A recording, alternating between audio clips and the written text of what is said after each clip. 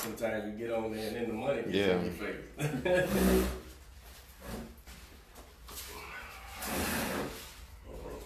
Got to cut you.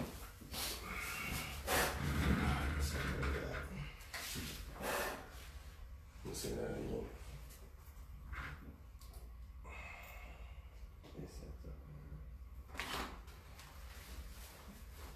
Some kind of way I lost it last time.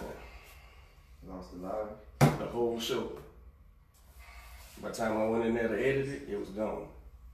I had to go get on the Facebook one. Then he said, Robert said, because you gotta save it or something. But I had hit finish and then share. And then it disappeared, man, some kind of way. What's up, Instagram and Facebook Live? You ain't gonna put it on the thing, man. I like looking at this shit, man. There's Just a in case delay. somebody say something. Huh? There's a delay. All right, let's see. If I see you. Yeah, but we ain't listening to it. It just gets something on the screen, man.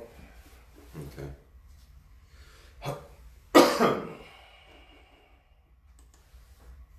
That light can't go back, man.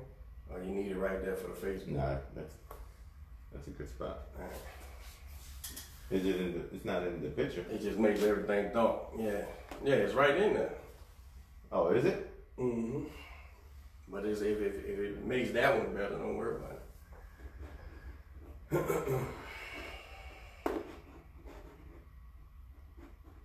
Sooner or later we get some questions on there. And call-ins. And call-ins. We got that capability there already. Mm-hmm. Where they call in at? Facebook. There's a thing where we can invite people on. Squat in. You need to invite everybody that liked it and tell them call in. Alright, Instagram and Facebook Live. Another episode of the SoapBOXING Podcast. I'm Coach Derek with my co-host Manny Fresh. What do you do? It's our Saturday morning show. We definitely gonna talk about Mikey and Spence, man. I got my 132 pounder. What we fought at last time? 132. 132 pounder hanging out this morning. Dominick Danger. 2-0. Won the Golden Gloves this year. First fight was a second round stoppage. Second fight was a decision. I forgot that kid's name. Bonner. He can fight, man. Hey, I'm Coach Derek with my co-host Manny Fresh. That looks good. Round stoppage. Second fight was a decision. I forgot that kid's name. Bonner. He can fight, man. Hey, There's a lot of people. There's a lot of good fighters in Houston, man. They come from all the gyms too, all over. They do a lot of good. All right. You see, Danny Garcia's finna fight Granado. I think Danny Garcia's on his do or die time, man. If he don't win this fight, he's in the Adrian Broner lane. When they fight? Next weekend, maybe. Should have wrote it down. It said soon though, Granados can fight, man. And if Danny goes looking for one punch again, like he's been doing, that's been that. He messed up with all them couple knockouts at first, man, because they feel like he's a knockout puncher and he needs to accumulate shots, man. But yeah, I think it's do or die time with him. What did y'all think about Errol Spence, man? Performance. First of all, D, what was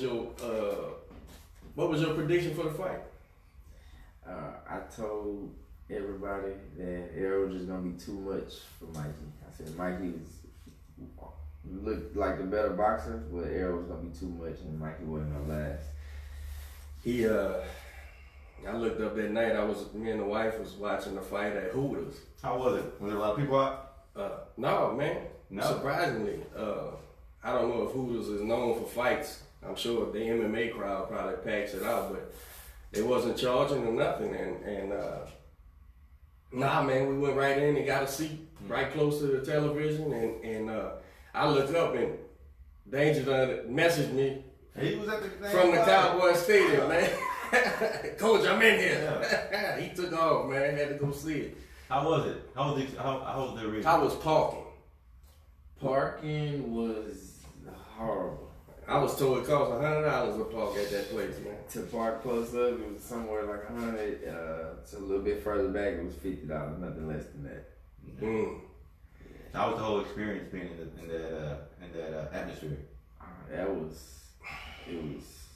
It made you gave me a new appreciation for it. Like I wanna try to get on that stage. Like the atmosphere was great. You were telling me there's a lot of action outside the ring as well. Yeah, some of these pro fighters are Acting a fool out there. yeah, they was showing their tail feathers. Oh man. So who was all at the fight? You had Oscar was there, And Oscar Pac-Man, Mayweather, Charlo brothers. I'd imagine everybody was at this fight. Javante, Tank Davis, Adrian Roner, Wilder was even there, right? Wilder was there. Him and Mayweather and a couple other fighters got in the ring. We got to talk about Wilder's announcement this week too. Oh bullshit. But let's. I posted a clip on the SoapBOXING social medias. You think Wilder done been hit a lot or something, man? Because he seems to get, or like Brazil said, he likes to hear himself talk, man. It's like he's saying nothing. He's saying a lot of nothing, man. And I'm not, listen, man, I'm rooting for the U.S. heavyweight champ, man. I want him to conquer all, but it's almost babbling, like, talking about nothing, man. I don't understand what's going on. And the way these boys ain't fighting each other, but they talking about their king of the mountain, I don't understand. Even Fury let me down, man, with this last, who he's fighting, a part-time concrete worker or something. I don't know who this guy is, man. I understand he got the money out of Aram and ESPN, but man, fight somebody, man. At least Wilder's fighting Brazil. He's been a top 10. Wilder ain't running from Joshua or Wilder, is he? It's hard for me to believe any of these guys are afraid of one another. I don't believe that at all. Management. Well, promoters. I think there's a big difference between.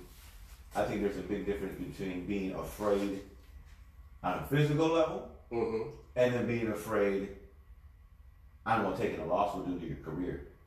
I think I was thinking about this the other day where you were talking about. I don't think they're scared. No, absolutely not. We're grown ass men. They're not going to be afraid. But I think there might be some. Do I really want to take this fight? Because if I do lose, where does it leave me? And see. There's situations like that. I don't believe that with these heavyweights for this reason, because AJ had to fight Klitschko, right? If you was afraid to take a loss, you don't take that fight. Klitschko's old. You wait for him to go away. He was beaten the last fight, so you let him get beat again, and then you come. So I think AJ's people made the right decision there. It's now or never. You got to fight this guy. We get the titles, and then we're good. Wilder, now there's always just mistakes in the business. There's always miscalculations of management agents and stuff saying, my guy will run over this guy, but they don't know boxing, right? It's amazing the people involved in boxing. It's amazing people involved in serious positions in boxing, but don't necessarily know boxing as far as fighters' ability. So Wilder fought Ortiz when nobody wanted to fight him. He took the Fury fight. I believe the Fury Wilder was ready to fight him again, but Aram got involved because there's money there. So we misdirected the fight when we come back to it. I don't fault Tyson Fury for taking the money. and $100 million is $100 million, right? So I don't think in this heavyweight, I think it's really just getting the ducks in a row and everybody figuring out what's best for them, because the fighters want to fight. The fighters want to prove they're the best in the world. So 9 times out of 10. So it's not so much that, you know, you gotta, as a management, you gotta manage that too. You gotta keep your fighter knowing you believe in him. No, I believe you. Sure, you'll kick his ass, but at the same time, does it make money? Does it make dollar cents here or dollar cents there? Now, are there situations where what you just explained, people want to protect? Oh, absolutely. Yeah. And I think 9 times out of 10, that comes outside of the fighter. It comes from his circle. Because I'm sitting there listening to Wilder speak at the press conference, and Shelly Finkel's sitting right there. Shelly Finkel goes to looking at the ground and looking away and stuff. I know he's saying, "Shut up, man. Would you shut up?" But he can't tell him that, right? Because you're gassing. But that's good for business, though, because you're gassing your champ up. Yeah, champ. Tell him, champ. But champ sounds like a idiot. But you can't tell him nothing. He's the heavyweight champ of the world. Right. So, but you would think, I would just think you have somebody around, your mother, your friends, your buddies, somebody saying, "Dude, shh, man, quit talking." But we live in a different. Yeah, I'm a dinosaur, bro. I'm not from here. Like the whole Broner shit. He was talking about gay people, right? I think he said shit like that just to stay relevant. Well, I, whether he means it or not, like having a filter or. It used to be shit. I can't say shit like that because they'll look bad. It's not that anymore. Now it's like I can say whatever the fuck I want, and people are gonna talk about it because we live in a 24-hour cycle. So 24-hour cycle, but a super sensitive environment where people are just desensitized to shit already. All we do is talk about, in the media, all we do is talk about like, R. Kelly, Michael Jackson, Bill Cosby, whoever is relevant at that particular time. So when you have an athlete who I never get to correct nobody's English because I talk bad. Relevant. I never get to do that, bro. Go ahead. So when you have a Broner who's already known to be a wildcat, when he says shit like that, it's really, well, that's just fucking Broner being an idiot. But from his camp, say shit like that. It's gonna, people gonna talk about you. People gonna be talking about you, and it's gonna keep you in the spotlight because your boxing's trash. So how can we continue to sell you from outside looking in, man? Because like I said, I was raised old, I guess, and I do feel like a dinosaur. Even though I'm 40-something years old. Mike was saying shit like that. I'm gonna eat your children. I'm gonna spit you out. But when Mike told that reporter, I'm gonna fuck you, you punk bitch. But Mike had lost his veneer of fear, so he had to say reckless stuff, hoping you'd be scared. But from the outside looking in, man, when I look at today's culture, social climate, man. I'm surprised. I don't think nobody in Broner's camp would say that because no. He's not advising him, but saying, Yeah, but quit. The gay thing is the new racist. You can't say nothing about gays, man, because then you're racist. You're a bigot. So nobody wanted him to say that. But I seen where some gay guy was saying Broner was in his DMs and stuff. That's why he said that. That's why he said, "I'll kill that punk" or whatever. But that dude was saying, now who knows the truth? That guy might have been looking for attention or whatever. But I said, so man, gay is the new black, bro. You can't like when it became socially unacceptable to say anything, to even use the word black or Hispanic, or because hey, where you going? You're racist, right? Well, when I say gay is the new black, yeah, dude. If you say man, that dude's a queer or whatever. Whoa, That's racist, man. Well, I don't know the vernacular, bro. I don't know what's susceptible to the gays or not. I didn't mean nothing about it. But Adrian Broner saying he'll shoot the gay dude in the face or whatever, you know, you gotta, was you messaging this dude? Because you would be looking close as hell. Like, and I don't know, right? But you brought more attention to it. Who knows, man? But in today's climate, man, you can't say things like that. Now, y'all both know me. I really don't. I say what I want to say, but I say what I want to say, but I'm also open to anyone saying, Coach, man, that's offensive. Let me tell you why. And then I'll go, oh, I didn't realize that, or whatever the case may be. But from the outside looking in, I see that, and then I'm like, man, you just gonna get yourself in more trouble, man. Meaning people not wanting to deal with you, you know. And in sports, it's still fighting, so you ain't winning, dude. And now you gonna come across like a bigot or something. Not saying Adrian Broner's a bigot at all. He probably ain't. What if he ain't in this gay guy's messages, right? And this gay guy is running around saying he's a, you know, you're emotional. You say things like that. But that's also why you don't say everything on social media, man, and put it out there in the ether for everybody to have. Because that sound clip's there now. It's there now. Forever. Forever. When he's 50, 60 years old. But he hasn't got no backlash from it. Oh, They're voicing their. Man, when ESPN and mainstream media grabs onto it, it's out there, man.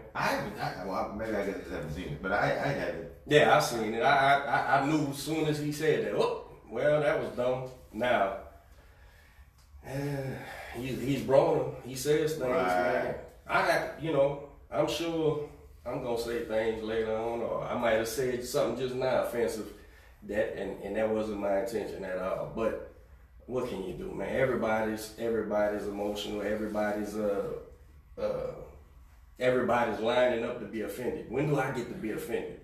So I can complain about it, right? But that Broner was crazy. So back to the fight. How was it, man? How close were you to the ring? I was on the floor. My seat was on the floor, but like further back in like the most far back sections. But I was like walking up and getting closer to the ring. Yeah. And Did you get pictures? Yeah, I got pictures. I took pictures of Floyd. I took pictures of Wilder, Mikey when he came out, Spence when he came out. I saw some good fighters that I never seen before. How was the fans? Was it loud? The fans was it overwhelming? It wasn't overwhelming. It was a lot of people. You know, the fans, they was diehard fans. Like were they rooting for Mikey at first and then slowly switched over to like the Rocky Russian? It was I'd say it was a 60-40 crowd, 60% Mikey, 40% Arrow. Coach actually texted me and he was like, see if they got Mikey shirts. And give me one and bring it to the gym when you come back. And I was like, okay, I got you. I went over to the concession. I got there a little bit after 8. I went to see if they had Mikey shirts. They were like, oh no, Mikey shirts are going. They were going at 7:30. The fight didn't start till Somebody 8. dropped the ball on that, man. You were supposed to have more shirts, man. Yeah. Somebody dropped the ball. 7:30. The fight didn't start till 8. I wish I'd have told you to go on snap me one of Earl's shirts, man. Cause man, he put me on. I'm on the train now, man. I'm a double Earl Spence fan. Yeah, I was here and I'm here now. I had been fighting, man, and like I said, every time I've thought somebody might not beat him, but expose some things, they never do. And but I feel like in this fight, I was convinced. I've seen boxing, and I was like, wow, man. Well, he came out the gate. I mean, he controlling the fight with his jab. I mean, from the second the bell rang. The thing I was most impressed with. The thing I was most impressed with was Earl Spence knew exactly who Mikey Garcia is, regardless to his fans not knowing. He knew exactly how great he was, and he treated him as such. I'm not I'm not gonna give you a chance. I'm not gonna sit here and play with you. I'm gonna box. And that's what he did, man. And oh, it was beautiful, man. I was sitting there. I was a little rough on. I told buddy of mine. I said I was a little rough on Mikey that night than I should have been caught up in the fight. He just couldn't find his way in. Yeah, and I felt like the opportunities were, and they were there. But like Mikey said at the end of the fight, yeah, I seen it, and then I would try to do something about it, and he stopped me. And so you gotta accept it, man. When 4th division champion who's fought people and beat people, not walkovers, if he's telling you, man, this is the baddest dude in gloves right now, and then I'm actually seeing it, I'm not gonna argue with him, man. He impressed the hell out of me, man. And I know there's people out there that say, well, he should have been impressing you. Well, I've been impressed with his wins, because I started following him in that Olympics in 2012, I believe, and he didn't medal, but I don't know, man. It makes me think now that when Earl was just walking dudes down and beating them up, well, he was choosing to walk them down and just beat them up, and I love the fact, and I also love his demeanor, you know, after the fight. You know, even when the week of the fight and he was kind of getting frustrated, he still didn't break his demeanor. You know, he was calmly telling you, y'all aggravating me. I'm going to show you. You know, that was beautiful, man. It was beautiful. We called out De La Hoya and Foreman. That was funny. And Sugar Ray.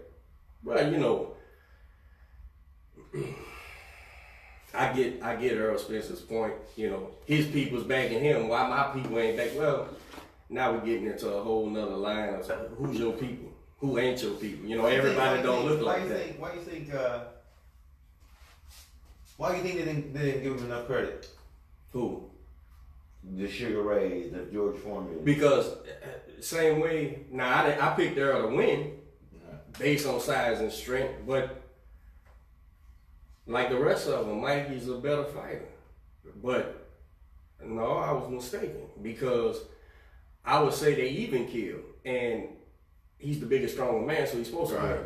But you've seen the education. I think fighting guys, I think people with boxing minds seen through the years Mikey Spence display ability that we hadn't seen Earl display yet, just because he wasn't in the situations, you know. When he went to England and fought Brook was winning. Brook was winning. And now, by the time you wrap the pressure in that fighting in England, man, they say they some rabid fans over there, man. And I think they was chunking things at him and everything. So maybe he was a little nervous and just trying to find his groove over there. But he found it. You know, he stopped him. But it was just a case of being able to see Mikey's ability long ago, and then not seeing Earl box the way he boxed. I mean, even he said, you know, y'all just thought I couldn't do that. You know, I told y'all the whole time, and then I show you, you know. So I think that's what it was. I think people like Ray Leonard and all them was leaning on that. They were saying, well, this guy here, if anybody's going to overcome the size and the strength, it's going to be a great fighter like this. I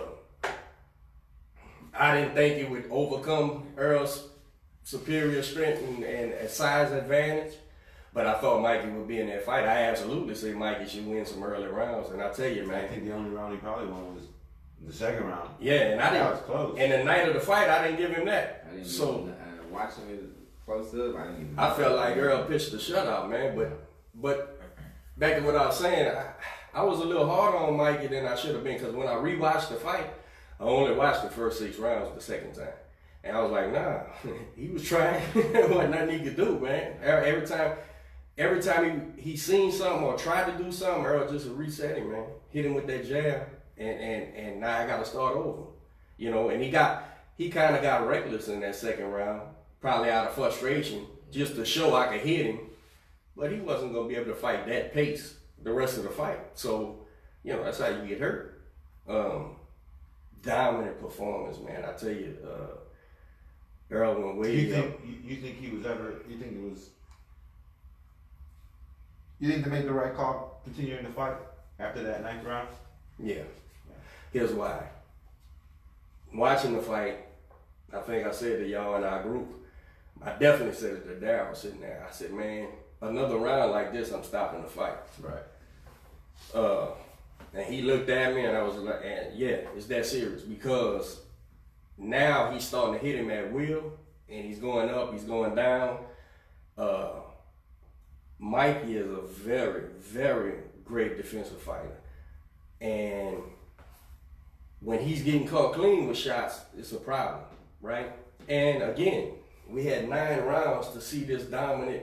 You've got nothing going. You haven't shown me you could stave him off. You can't fend him off.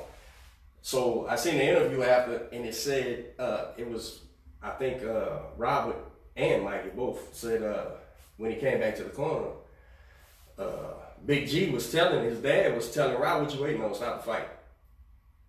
And that harkens back to when the Vargas Trinidad fight should have been stopped. I think they made the bad call and didn't back then, 20 years ago. But I think Big G was saying, seeing what I was seeing, let's stop this fight, man. What's the point?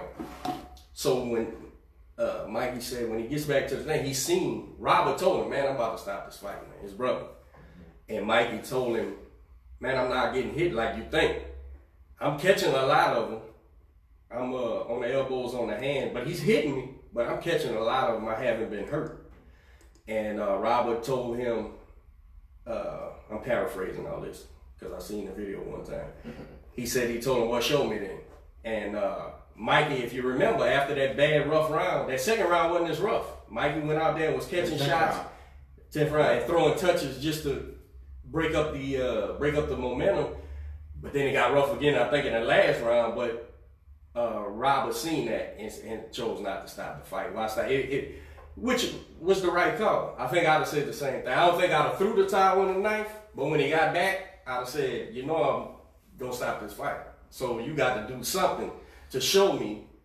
And he did. And he did show. You know, Mikey Garcia is one of the greatest fighters in the world right now. So I've seen a lot of comments saying, you know, why is it a moral victory to finish the fight? He should have just, if he had no chance of winning, then they should have stopped the fight. But when I hear something like that, that's a foreign opinion right there. Yeah, right. Because when I think about it, I think about the Chavez Taylor fight, right?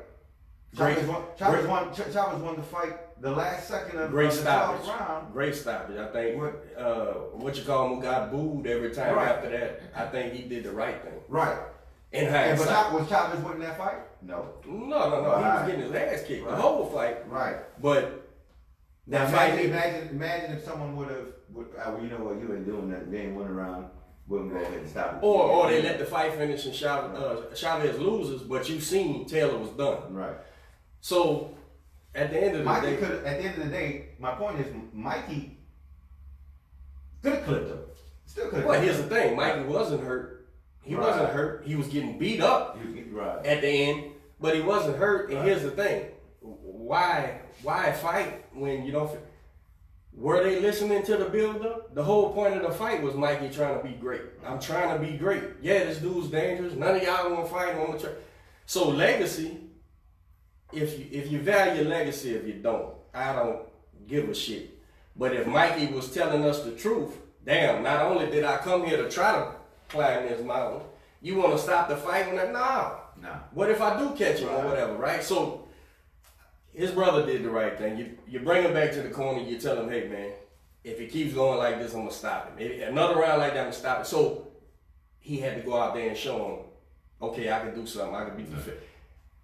Man, you know, that's that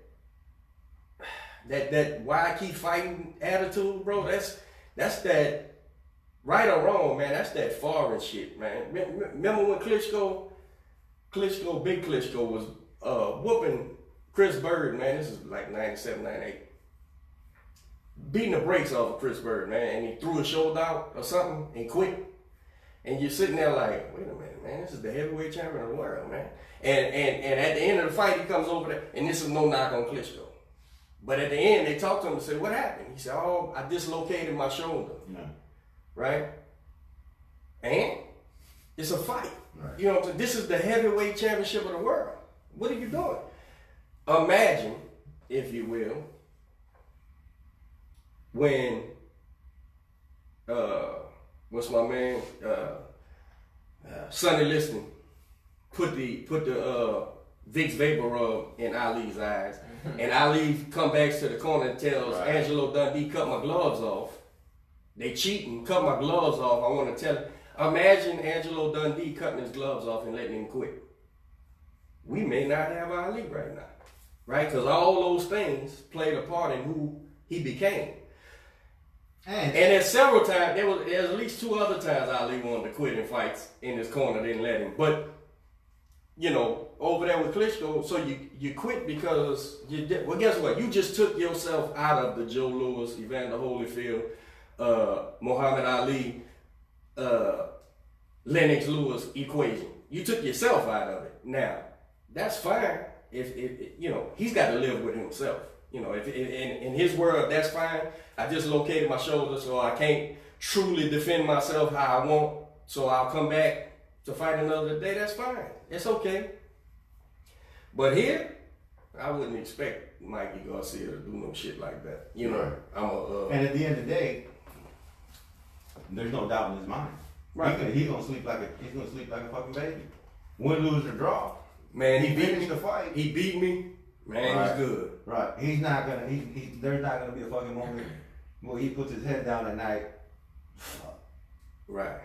Like I'm sure Victor Ortiz goes to sleep horrible, has nightmares, all the quitting he do.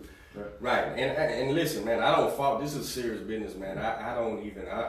And a guy who quits, man. I'm not trying to stick the sword deeper in him. You know, this is not for the faint of heart, man. This ain't for. This is the difference between pugilism and team sports, pugilism and other things. When I tell you it's different, man. There's nobody to hand the ball to. There's nobody to cover me this play because I'm tired. I can't go get oxygen or whatever. And I know people think that's like me knocking football or basketball, but I'm not. Those are some of the greatest athletes in the world. But there's a reason why, sure, Bo Jackson probably was ridiculous in carrying the football, and Michael Jordan could fly and dunk.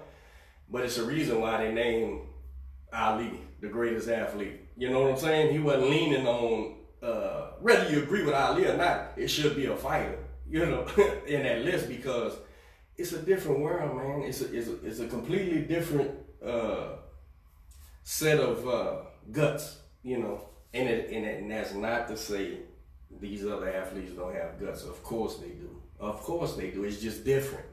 It's very different, man. So, these guys get to their breaking point.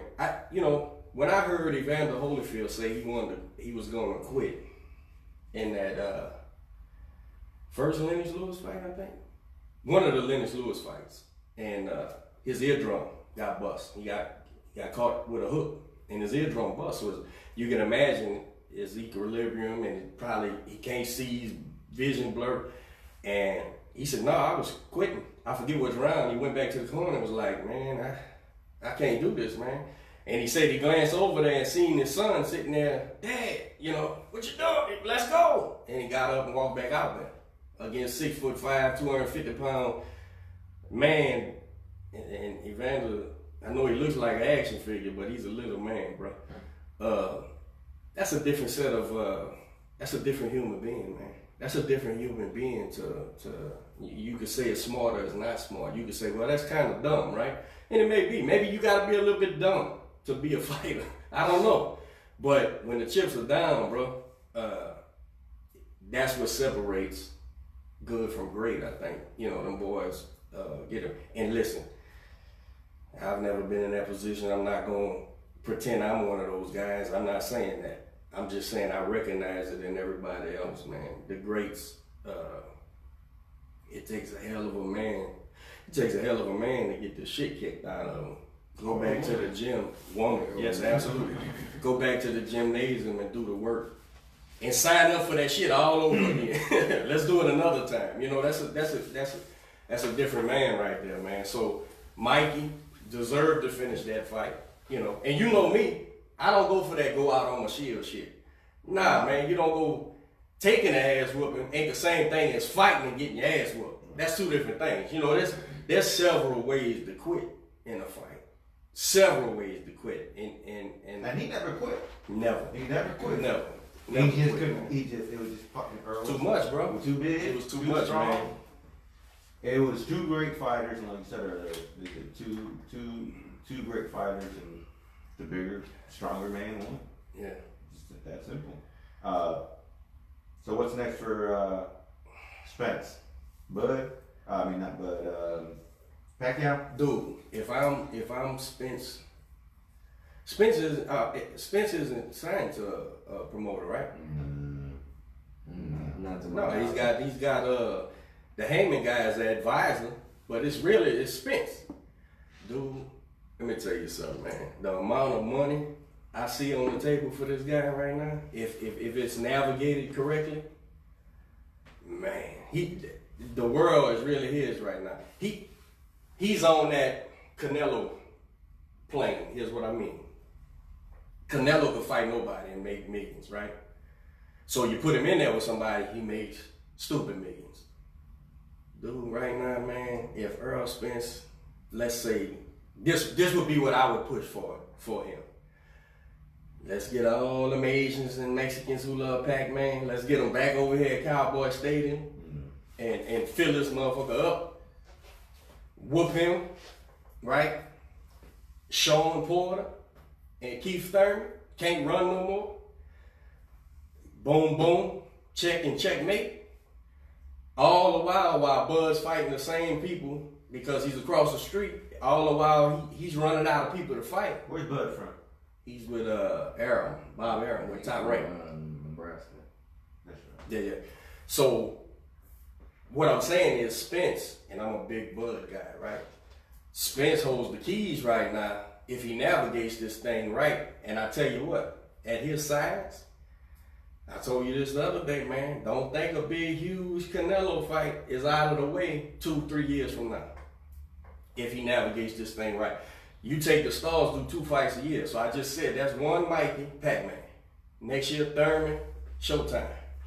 Third year, if Bud don't come to the table, maybe one of the twins pop up. Maybe, bro, Earl Spence, by dominating that fight the way he did it, right? Because if he just won it, he's good. The way he dominated that fight, dude, I'm thinking if it's navigated correctly, bro. And I said this a while back. I said, man, Earl Spence got that $1 million smile, American, Texan. He should get some of that Everlast money and Sugar Ray Leonard money, you know, smiling and giving a thumbs up and shit. I ain't telling him to be a sucker, but he's marketable as hell, you know. And if navigated right, man, and I'm sure his trainer, I don't know him, but the Derrick James guy, I'm sure he's looking at all that, man. So, you know, as far as when they sit down and say, man, we need to go this direction, that direction, this direction. But think about that. I just named 3 or 4 super paydays, right? And it's against the best guys in boxing. So you dominate these guys. All except Bud are on downside. Pacquiao's on the downside. Well, Pacquiao, he's trying to get we take best names, not best fighters. Right. Well, the best fighters in the world is Earl Spence, Mikey Garcia, Canelo, who else? Bud. But that's what I'm saying. Earl Spence can end up fighting up most of them, right? Because he's a big old kid fighting at 47, and man, look. You think Earl Spence couldn't compete at 52, them catch weights, and 54? Of course he can. What's his ceiling? What's his ceiling on his weight? 152? 154? Nah, man, I think when it's all over said and done, he's going to be a middleweight, man. That boy's what, 5'9", 5'10"? He ain't no little guy, man. Ray Leonard was 5'10", man. Man, Earl Spence can clean the house, man, with this thing, man. He walk around at like 170 or something. Yeah, man. He's going to end up being middleweight champion of the world, bro. I promise you that. At least one of them. You know, one of the middleweight champions of the world, man. 4 years. You know, Canelo Canelo scares me with this weight thing, man, because that body gets used to being so big, you can't come back down to certain things, you know. And he's a little guy compared to Earl Spence, frame-wise. Sure, he puts on a lot more weight, but frame-wise, Earl Spence will be able to carry that 60, I'm sure, down the road, man. Very impressed, man. I ain't gonna lie, bro. Very impressed with that guy, man. And his demeanor. Shout out Michael Campbell, because he's been telling me for years to pay attention to Spence, and I pride myself on knowing fighting. But not that I ever disregarded him, but I just seen things that I would, as a trainer, everybody I look at, I'm saying, okay, how do I fight this guy, right? With whatever particular guy I got, our strengths versus his weaknesses, vice versa. How do I cover our weaknesses? And like those guys you named, Foreman and Lennon and all, I seen things. Like Mikey said, I see things, but look how that shit turned out, man. Spence, I underappreciated Spence, man, because I didn't see what he hadn't shown me yet, right? But he knew it. He knew what he had, and he proved it, man. Spence got the world by the... He came out in box. Yeah, sure. man. Yeah, he came out in box. It was great. He fought like he had something to prove. Yeah. And he proved it with it. He fought the top fighter. Yeah, he fought to be. He was trying to display at as close as perfection. I'm gonna try to fight a flawless fight against this guy y'all think is so great, which I think he's that great. I think he is great. Yes. Spence is just great too. How tall is Mikey? 5? It's 5'6". Yeah, but 5'5". 5'5". He's a little guy. What are you gonna do? That's a big hill to climb. That's why I couldn't pick Mikey. As bad as I wanted to, I couldn't pick him, man. That's a Mount Everest, man. He's trying to get. It would be different if he's a big chump. This is a welterweight champion of the world, man. Former Olympian, man. It's gonna be rough, and it was. It was rough on him. So what's next for Mikey? Go down and fight that Russian. I think you got to do it. I don't know if he should try to get to 35 again. Maybe that'll weaken him. I don't know. You got to be in this camp. You got to know how his body reacts to certain things. How deflated are they?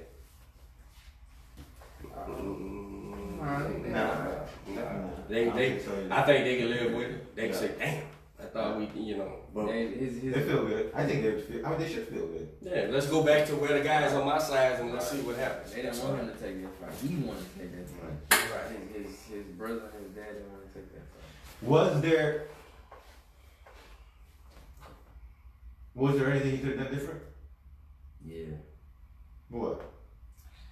I feel like he should have shot. He feel like he could have or should have trained to go hard all 12 rounds, because there ain't no way you was gonna pace that out and beat him the way Errol fought. And shit, I think he tried that in the second round and realized it wasn't gonna work, and he gotta let that right hand go. Well, I think he shit, now we're getting into boxing, man. They ain't paying me. But what I see as a conventional fighter, and there's several ways. I'm sure every trainer out here got their ways too, but as a conventional fighter fighting a southpaw, like Dee said, you pace yourself at certain times, and there's a way to do that. And then there's a way to attack, right? Well, if you find yourself having to constantly pace yourself, and the pacing is where you staying out of trouble, and so you find yourself there more often than fighting. Mm-hmm. Well, right, you probably can't keep up that pace. So I guess the thing he could have did was went for broke, but then, you know, do you finish the fight? Who knows, man? You know, Mikey knows his body. He knew when he was tired. I seen him playing footsie far too often, worrying about keeping his lead foot on the outside, and you know the. But he wasn't even. I was paying attention to that too, and I felt like he wasn't even doing that. Oh no, he kept his foot in the inside. No, he kept going left and trying to cut. That's how you get your breaks, and he was. he was trying to get his breaks and he was trying to feel him and see where he's at so he get back. But when it was time to shoot, he just couldn't, man. Because either A, Spence wasn't allowing it, right? Boom, hitting him and keeping him off, and then at some point it became too risky because I'm not reaching it, and then so now I gotta find something else. So and Mikey was trying to switch his feet. He was trying to do everything, man. He was trying to do everything, man. He was going to the body like he should. It just it wasn't gonna work out, man. So like I said, I was rough on him that night. But in hindsight and getting to watch the first half of that fight again, I was just rooting him on and getting frustrated because it wasn't happening when really he was trying, man. And Spence is just that good, man. Spence understands, man. Spence after, every fight has flaws. They're human beings. You still can look. I can still see things he didn't do in that fight, but it never did come into play because he was doing other things, right? So Mikey needs to go make that fight with Lomachenko some kind of way, man, and get back on top. I like Lomo. Oh, he's great, man. I like Lomo, but he got flaws too. I think Mike gonna beat him. He got flaws too. Did Mikey beat Lomo? Yeah. Who? Lomo? Lomachenko? Yeah. Nah, I would pick Mikey Garcia in that fight. And I love Mike. Lomachenko's in the fight, of course. I wouldn't be shocked if he wins or whatever, but I would lean towards Garcia in that fight. Yeah, and Garcia's just fought tougher fighters. I mean, Lomo's had what? Dude, he just went 12 rounds with Earl Spence, hitting him, and he was still there moving. Lomo's had over 300 amateur fights, but he's only 13 pro fights, so he's 12-1. Mm-hmm. I seen him dog Gary Russell. Yeah. And who's Lomo fought? I mean, Lomo's fought some guys, but Mikey's just a different He's fought decent fighters. He's fought decent fighters, but that French guy been knocked down too. Yeah, I'm gonna tell you something, man. Mikey Garcia is a very, very fundamentally sound fighter. Very fundamentally sound, and that's what it's gonna take to give Lomachenko problems, because when he puts that bait out there, you don't bite on it, right? You just keep boxing. And so when you don't bite, what does he do? Now he's got to force the fight. And when you force a fight with it, you jump into a punch head on, like he did with was that Linares. Linares hit him with that straight right hand and set him on his ass for a second. He had to get up and make adjustments, and he did, because he's great. But that's what happened. Lomo was giving Linares them same bait. And then at a while, when Linares seen he couldn't do it, nah, I'm not coming over there. I'm going to shoot shot from right here. And that's what caused that problem. Now, Lomachenko won, I think, and I seen that he stopped him, right, in the 12th round, 11th round or something. He stopped him, I want to say like the 8th, 9th, 10th. Yeah, Lomachenko was great, super great, very great. But I would lean towards Mike in that fight. But who knows? I could be wrong. I've been wrong before. Anyone fighting tonight? Yeah. No, tomorrow, one of my favorite fighters, man, Peterson, man. Lamont Peterson is fighting. On a Sunday? Yeah. He's fighting Lipinets at welterweight on Fox Sports. The other day they fought on a Monday or Tuesday. Well, I'm gonna tell you, man. Thursday? With the invention of the apps, HBO going out of business, the game is changing, man, and it's evolving, and they trying to figure out where it's evolving at. So we'll put a fight here. Do people tune in? If they don't tune in, we don't do that anymore. We put it somewhere over here. You know, fighters have more ability to be seen right now than ever. You know, I liken it back to when I was a kid growing up.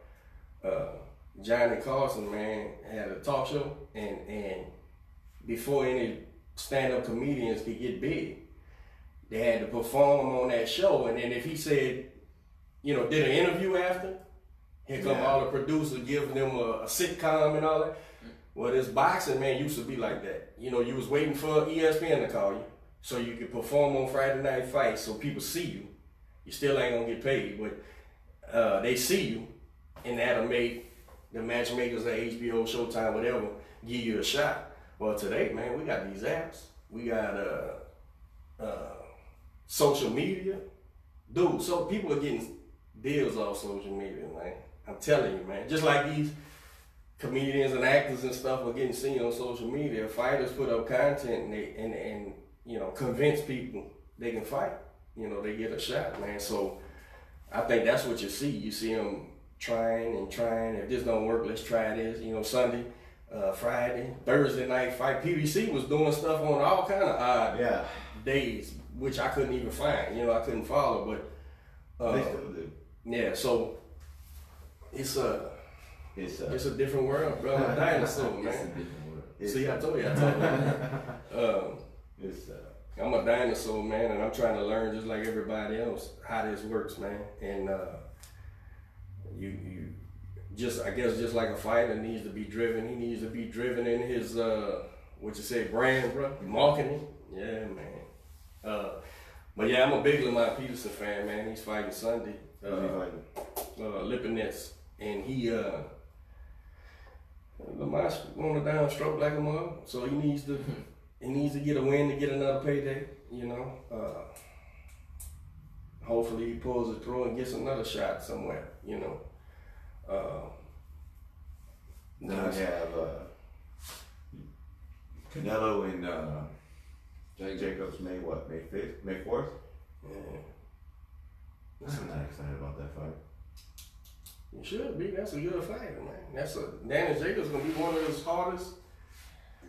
Canelo's earning his money, bro. He ain't taking no that Rocky dude was just the warm up for 6 to 8 to see how it looks, but man, this is a live fight. Danny Jacobs in that fight. Danny Jacobs comes and he fights both sides, which I'm not particular. I feel like if he'd have fought Triple G right-handed, he'd have beat him. But this ain't no walk in the park, man. This is a serious. Jacobs? Yeah. Could it be Triple G? Yeah. This is a serious threat to Canelo. This is a real fight, man. So we'll see. I'm gonna just sit back and watch it, man. You don't think this guy Brazil is a real threat to Wilder, man. You don't think Canelo's gonna stop him? Yeah. Yeah. He said yeah. 6. I'm a Canelo guy, bro. 6, 7th round. Man, yeah, mid to late because Canelo's great, bro. He's strong. No, he's great. He ain't just strong. He ain't that boy can No, box. I'm saying as far as when he's gonna stop him. He boxes like an American. I don't know how. I think he'll put on a good show. He'll box, and then Who knocked Danny Jacobs out? You remember? I forget. He got slept though. Oh, she got slipped. Yeah, he got stopped. His only loss. Well, he Triple G like knocked him down in the second round, and then Triple G went on to win. Yeah, that was a flash. He walked into that one with all that switching stance shit. But you know, to me, I had Jacobs ahead in that fight to the end. He gave it back to him, but cause Triple G's gonna keep coming. He's gonna keep punching. Nothing else. He's gonna keep punching and going forward. moving forward. And you know, a lot of people had Jacobs win. I didn't. I had Triple G by a round, maybe 2 rounds, maybe. But that's a live fight, man, with Canelo and Danny Jacobs, man. And anybody picking Jacobs, they not off the wall, man. It's a real fight, man. It's a real fight. Well, who's a threat to Canelo? Danny Jacobs is a threat to Other me. than Danny, who else is out there? That way, nobody. Twin is a live fight with him. When's he coming on the show? He walks Twin down. The smaller one got the rematch with Harrison coming up. Try to get his title back. I don't know who the They're out there talking about everyone's running from him. Nobody wants to fight him. Yeah, that's marketing, man. I'm sure there's people who don't want to fight him. You know, they're athletic guys, bro. They not little, they can fight. I'm sure there's some other fights out there. I'm just brain fart, but At 154? yeah, 150. Man, listen, man, 47, depending on your frame, man, 47 to 60, man, is Where's that? yeah, bro. If them boys are 6 foot, 5'10", 5'11", man, and they frame can hold it, man, you looking at the future middleweights, you know. Who knows how quick, you know, look how quick Canelo went from 47 to 68, you know, in a matter of a couple of years, man. So all that Mexican meat. yeah, man. I feed mine Mexican meat twice a day.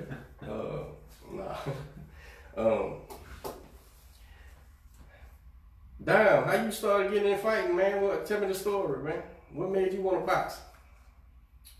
A lot of these boxers, I say this because a lot of young guys who want to start boxing, they don't, you know, they don't know what it all entails, man. They don't. From the very beginning, or from right before I walked? From the very beginning. Yeah. What happened? I think I was like the 11th, 12th grade. I was in 12th grade, and I lived in an apartment complex. And a friend of mine lived in the apartment complex too, and he was like, yeah, this lady got like a whole gym in her garage. She was like, you know, helping me train and stuff like that. I was like, that's cool, you know, I go talk to Fighting? Box? Yeah. It's like in one of those. It is in Houston. Yeah. Mexican lady? No, black lady? Yeah. And then I went and I was doing like little sessions with her, and you know, hitting the bag, she was, you know, doing mitts, all that stuff like that. And then she took me to. I told her like I want to try fighting, you know. So she took me to Hank's gym, and then Where's Hank's? it's off of like going on 59 towards Chimney, get off on Chimney Rock, I believe, and then it's off of Chimney Rock. Frank Tate, I don't know if he's still there, but Frank Tate was coaching over there at the time, and so I went over there and we sparred. That was my first time ever sparring, and that was my first time ever realizing that training don't necessarily mean fighting the same.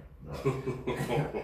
And so, but it was cool. And then from the lady, I moved away from that apartment complex, and so I wanted to get back in the gym, and so I just went straight to Frank Tate. He's like, okay, come on in, and we'll start training. We'll start you from scratch or whatever. And I was in there for about 4 or 5 months, and my car broke down, and I couldn't get to the gym no more. I stayed kind of far. It would take me like an hour and a half to 2 hours to get to the gym. So you driving? Yeah, no, riding the bus. Oh, snap. Yeah.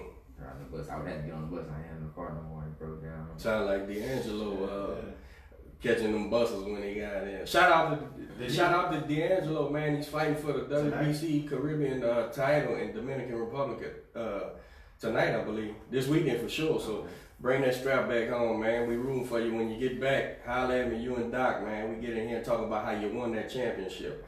Go ahead, D. And then so I couldn't get on the bus. Well, I could, but it was gonna take a lot to keep going to the gym every day on that bus. And so I just worked. I needed money, and then I got to a stable point, and a partner of mine, we play a lot, we fight a lot, like kind of treat it like sport, like how people play basketball and stuff like that. Yeah. And we'll like fight like sport and gloves or whatever. And he was like, man, you really need to get in the gym. You really need to get in the gym. And I tell him like, all right, yeah, get in the gym. All right, you need to get back in there. You need to stop playing. Like, we got time. You know what I'm saying? Don't. Who's his friend? Ralph. Raphael, man. Ralph. My dude, yeah. Yeah, Ralph was like, man, you can do it. Like, I know, I see it. Like, I know. He was a believer. Yeah, I ain't gonna lie. Ralph is one of my biggest believers to this day. And so he was like, and so I'm like, my biggest dilemma when he was first telling me was like, which gym? I'm like, I don't know which gym to go to. And so he was like, look, Quinn's back in town. Because him and Quinn are around the same age, and they real close friends. He's like, Quinn back in town, I'm gonna go talk to Quinn trainer, and we're gonna see, you know what I'm saying, we're gonna get you over there. I'm like, and Quinn, I seen Quinn, fight, and I'm like, okay, that interests me, Quinn's trainer. And then I'm like, and he's like, all right, I set it up, come on, we gonna, you know what I'm saying, he said he's gonna come look at you. And so I walked in the grind with Coach Derek last year on February 6th. So about 13 months. Yeah, about 13 months ago. told me, you want to fight? I said, yeah. All right, we'll try it out. Come back tomorrow. I came back the next day. Gave me the jump rope. He was like, jump rope. He didn't tell me when to stop or nothing like that. He didn't say how long to do it. He was like, yeah, just get on the jump rope. Look in that mirror right there and jump rope. I don't know. I probably like jump for like 15, 20 minutes. I remember because you told me, he's like, let's see how long he jump rope. Let's see if you really I said that? It sounds like me. I jumped rope for a while until I had to zone out. It was just like not thinking about nothing. It was just jump roping, but it was cool. And then after he seen me jump rope and without stopping, I guess he just was on from there. And I'm really liking it. I'm really enjoying it. Boxing over here, as opposed to other places, is like broken down to a science. So like when I learn, I've noticed that when I learn, I need like detailed, explanation. I need like, you need to broke it down. Yeah, I need it broken down. I need it to be, you know what I'm saying? If I need to be real specific, and it's broken down real specific a little bit. So how's it worked out for you though? I think it's worked out pretty well. Yeah, you were in Golden Gloves, weren't you? Yeah. 132 pounder? Yes, sir. My first fight. It's nervous as hell. He broke his nose the first fight, didn't you? Your first opponent? Yes, they say. He broke his nose in the second round. Did they stop it, or did he finish the fight? No, they stopped it after the second round, right? They stopped. They called it off. And then you went on to the championship fight? Yes, and we fought Adrian Bonner. And we won that one for the Golden Glove Championship. Got the trophy. So congratulations. I appreciate it. So a year after, well, not even a year, 11 months after walking in, they jump roping. Yeah. That's nice. I've never done that in my life. Jump rope? Yeah. Fuck that. I've never fought anyone in, how long you said it was? 9 months? 10 months? 11. 11 months? I've never fought nobody in 11 months in my life. He was ready to fight, man. Dominick is a very hard worker, but it shows that he's driven to be a boxer, and you can see it in his actions rather than his mouth. And it proved. I mean, he started sparring. How long before you started sparring? Maybe a couple months. Who'd you spar first? I sparred Trey. Yeah. That's kind of fast too, then, if you're sparring after a couple months. But again, man, I'm not here to get in people's way. I'm here to protect you. I'm here to teach you how to protect yourself and become self-resilient and dependable on you. And he did it, man. He comes in there, he works hard, he lands to lead the gym, so he was ready to fight, man, and he did just what I thought he would. As a trainer, you learn. You got to learn through experience. I can't say that enough, man, because you can get you can learn things through conversation, people talking and saying, but experience helps You gotta apply this to even know if it's bullshit or not, right? So I learn all the time, man, and still to this day,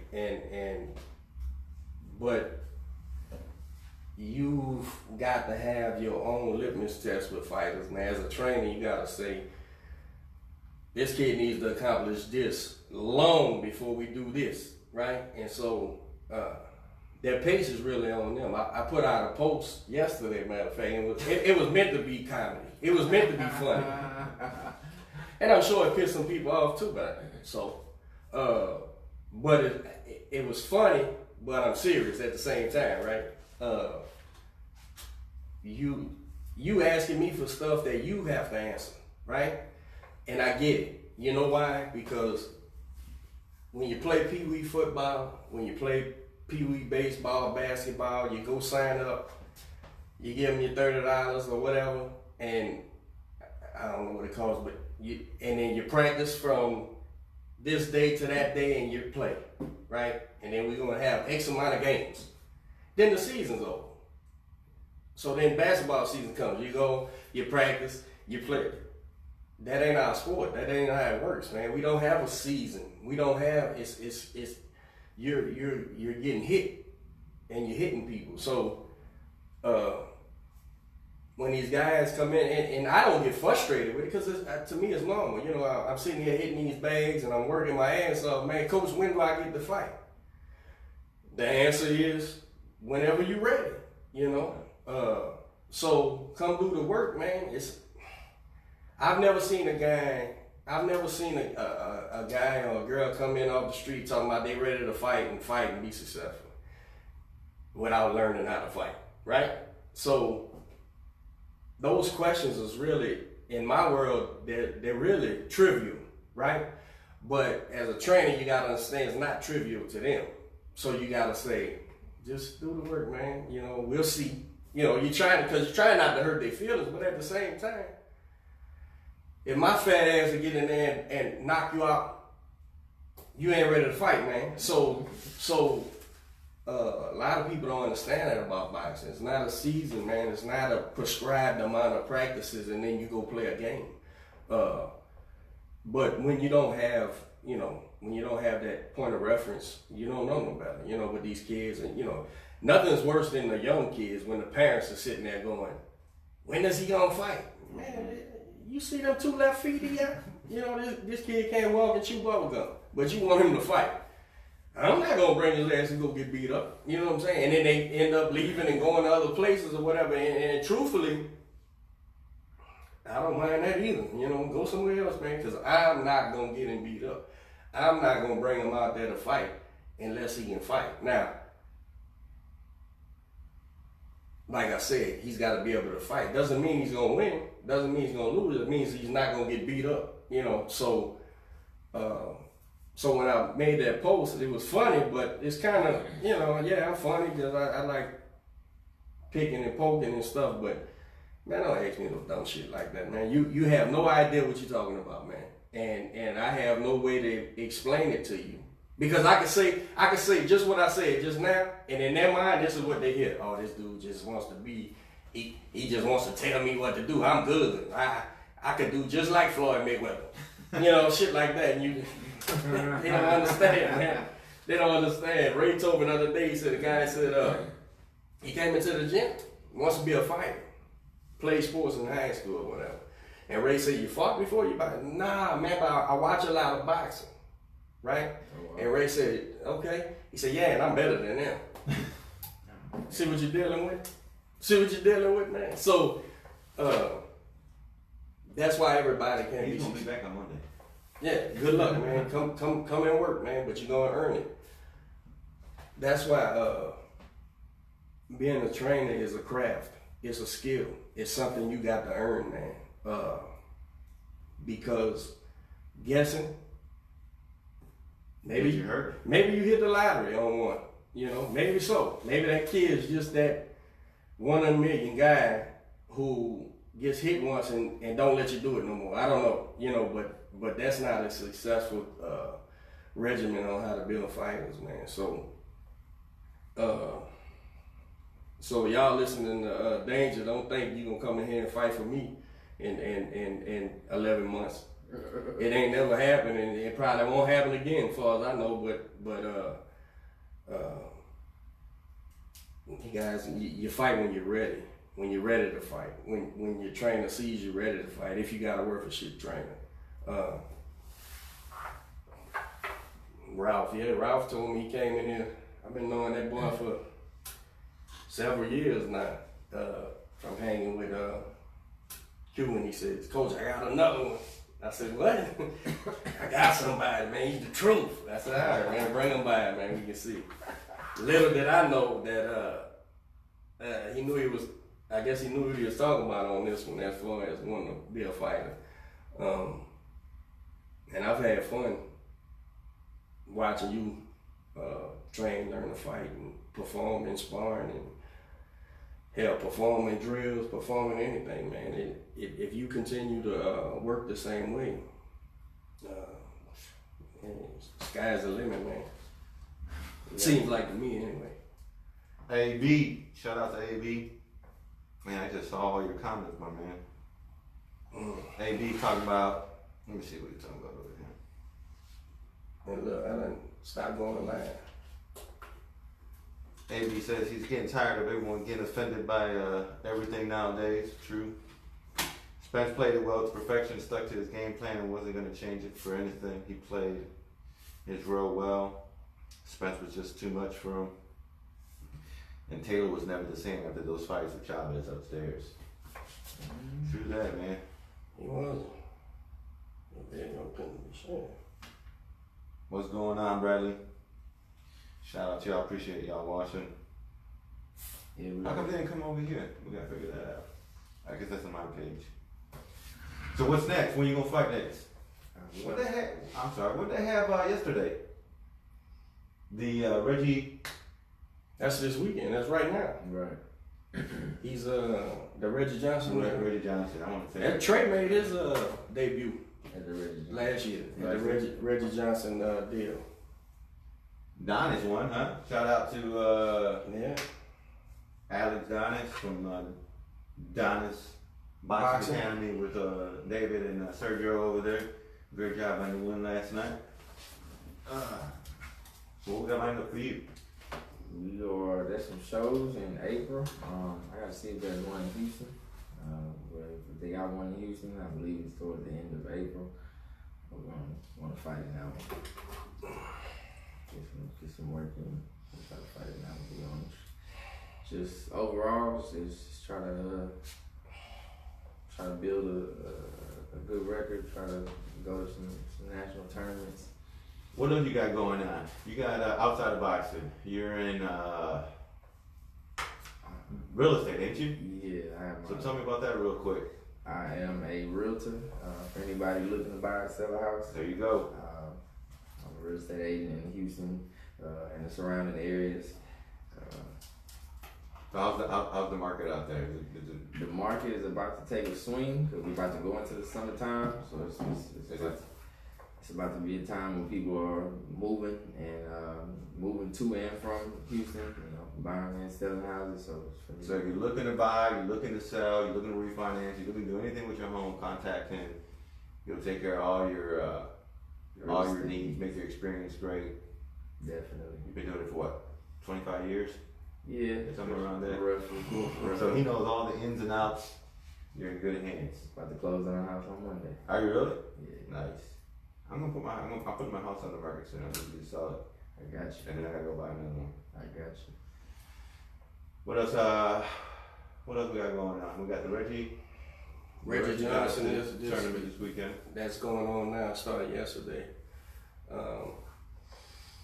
Is the Reno thing happening right now? The qualifying?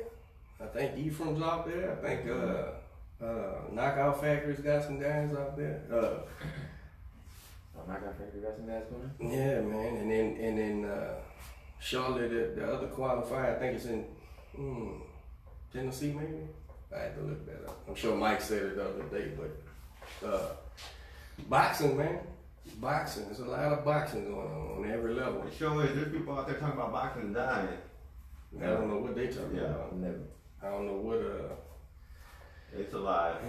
And people getting paid. Yeah, more than ever. Yeah. More than ever now. I don't think the money's worth the same as it was in the 80s, but it's more of it now. Yeah, man. Next week we got a great show. We got 2 lineups next week. We got Joe and Forrest from next fight up. From that next fight up, 9 a.m. show, and then Alfonso Lopez from Theater. Alfonso Lopez at 11:30. He's got his title fight coming up in Galveston. April 6th. April 6th. It's going down in Galveston. Make sure y'all get y'all's tickets. I'll take you promotions. I got it. It's gonna be a great show. Got a lot of people that reaches out trying to get on the show, and just message us and we'll try to line up a date for you. Last week we were talking about promoters.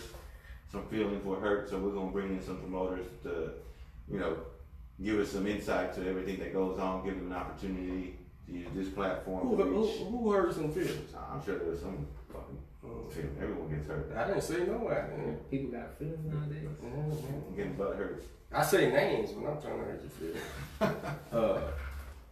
Yeah, if you took that person, put that in your pipe. Yeah, and they'll have some wonderful insight of things they're doing. Alfonso's a promoter. The next fight guys are very, very active here promoting.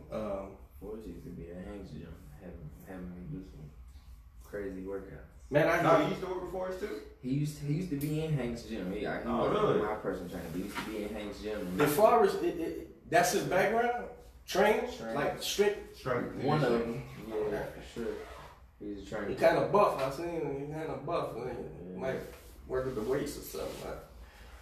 But 2 or 3 people who's been in there has mentioned him and how he's helped them with their strength and with their and getting right for fights. So I'll be interested in bringing that up too, man. I'm old school, man. Run and fight. You know, and so I look forward to trying to learn something too, man. Teach me something, man. But yeah, man, we still getting great feedback on everybody, man. We gonna keep this thing going, like I say every week. For appearances, if you got something going, man, hit me up and we'll line it up, man, so you guys can come in here. I can talk boxing every weekend. I don't need nobody to come in. It doesn't matter. There's fights happening. I'm in the business. We at our gym. You know, boxing's easy to talk about, but you know, we should start this platform for the community as well as you know, pros, amateurs, trainers, promoters, all aspects, man. And I haven't got no negative feedback from nobody since we started this thing, man. So they keeping it to themselves. That's probably wise. That's all right. Yeah. The numbers are reflecting. Right, the numbers are getting bigger and bigger, and I'm enjoying it, man. So we just want to come in and do a little review of the fights, and had Danger come in here and tell you about his boxing. Tell us about his experience over there at the Dallas Stadium. Yeah, man, I'm gonna tell y'all something, man. If y'all not a fan of this guy, man, you need to become one, because I see nothing but success in the future, man. If this kid keeps working like he's working, man, easily probably be one of the best fighters I ever developed. So on work ethic, regardless to his ability, and he's a skilled fighter. He's been sparring open fighters and beating them since, you know, for a while now. He's very fun to watch. So we gonna keep doing this thing, and y'all keep tuning in, man. That's a wrap. We're live right. on location at the Grind Boxing Academy, located in Katy, Texas. If you're looking for a local gym to join, learn some fundamental boxing, self-confidence, physical fitness, weight training, come on in. We're open from 5 to 9. And we'll see y'all next Saturday. Facebook, Instagram. We'll see y'all. That's a wrap. Dom, thanks for coming in, my man. Appreciate it. I know it's early Saturday morning. Anytime. I'm gonna go home and watch some cartoons. Mm-hmm. It's always good to be in the den.